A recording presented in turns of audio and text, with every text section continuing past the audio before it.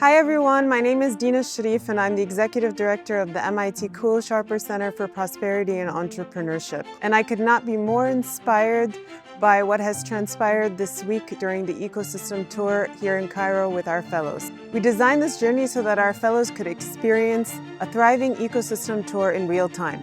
They spent a week meeting the people and the institutions that are working together to make what is possible for the future of Africa.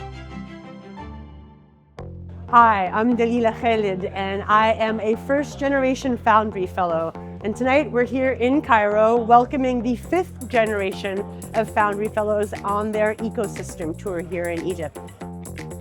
So what I think is very kind of unique actually for the VCs that I met this week is the majority of them have been operators at some point in time. It gives VCs empathy. If you've been a founder yourself, you know how difficult the journey is.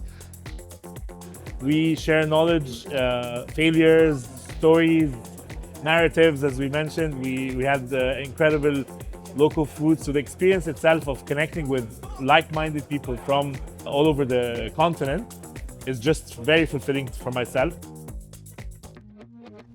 We were pleasantly surprised to also see how many companies were started after the revolution. That was a very common theme, and how few people it takes to actually shape an entire ecosystem.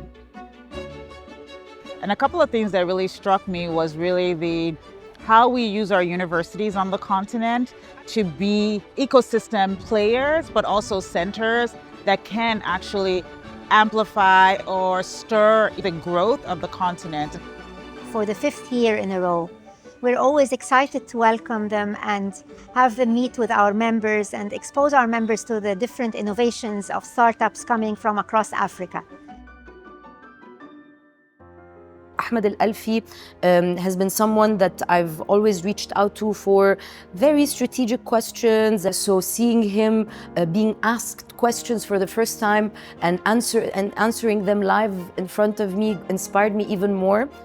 What I foresee is an expansion across many geographies, a presence that goes well beyond Boston, and then young entrepreneurs that will lose their timidity and have a fierceness in their desire and action that will result in incredible outcome using technology at the center.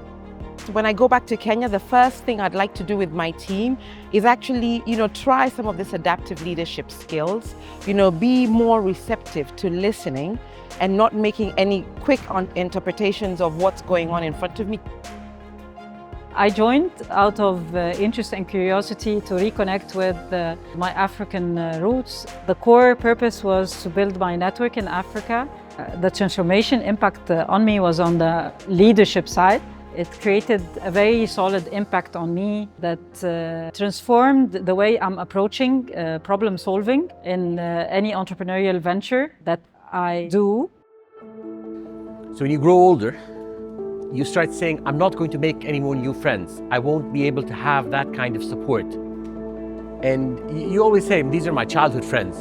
But this was the main thing. It was really touching. I have never made so many friends in such little time.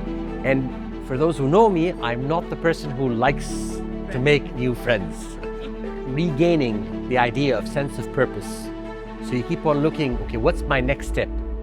Because probably everyone here has done amazing things and is going to do more and more amazing things. But then you start asking, okay, what am I doing? Why am I doing this? What should I look for? Part of one of the reasons why we went into this area is, because we are doing our best to move Africa from just extractive economy, as Dina would say, into even a knowledge-based business economy. No one is coming to save us. If Africa is going to grow, Africa will be built by Africans.